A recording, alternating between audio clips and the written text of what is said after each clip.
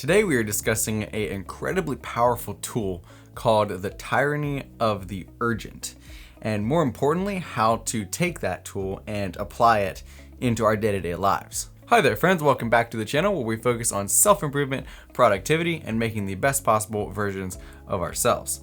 This is something that's very important, and unfortunately it gets overlooked quite a bit. So first we're going to look at what the Tyranny of the Urgent is, and then we're going to dive into the application. Let me draw you a diagram, that way it's easier to visualize, and I'll kind of explain it as we go. We have important and not important on the left, and on the top we have urgent and not urgent. So the box here on the top left are the things that are important and urgent. These are things that will have either significant or immediate consequences if they are not done, such as not answering an important phone call, or not paying your taxes, or not finishing an assignment in time. Fill in the blanks with whatever is specific for you. The box below that are things that are urgent but not necessarily important. These won't have significant life-altering consequences if you don't do them, but they are under a time crunch and will get really annoying if they're not done. You know, something like not turning your alarm off or getting, hungry, for example.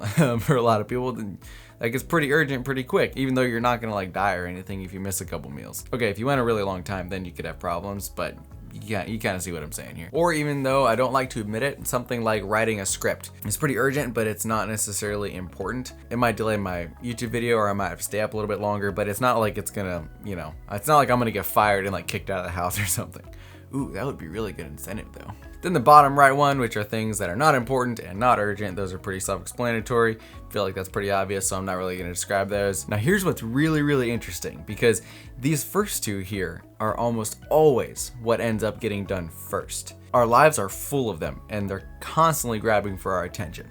But the last box, the things that are important but not urgent, are almost always the things that we put off, or that we procrastinate, or simply just slip our minds. And these are things that are very important, like meditation or alone time, processing life or thinking, goal setting, relationship building, coffee.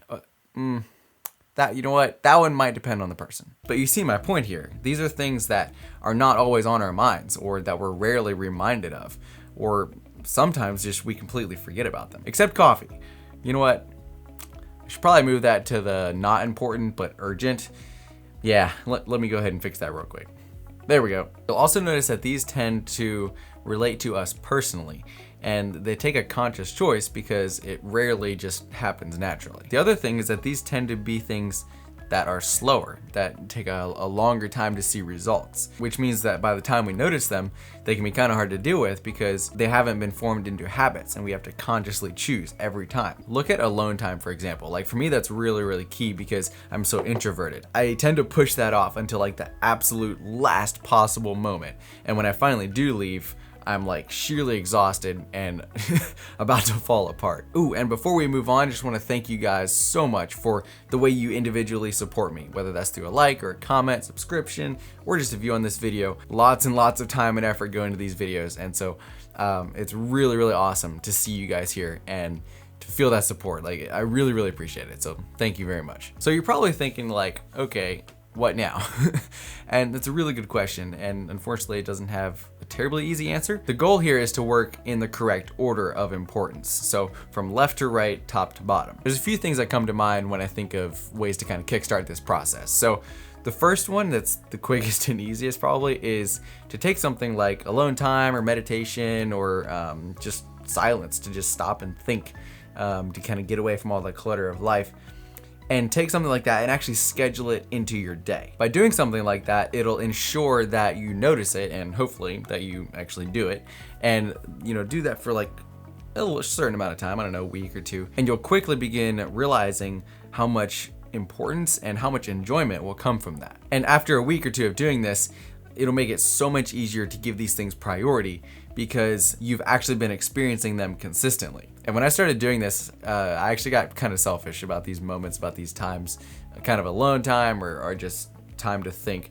And anymore, I very rarely will negotiate those away. Secondly, the majority of people actually don't even know that this box of important but not urgent even exists. And I think the reason for that is because our world today has put so much pressure on urgency.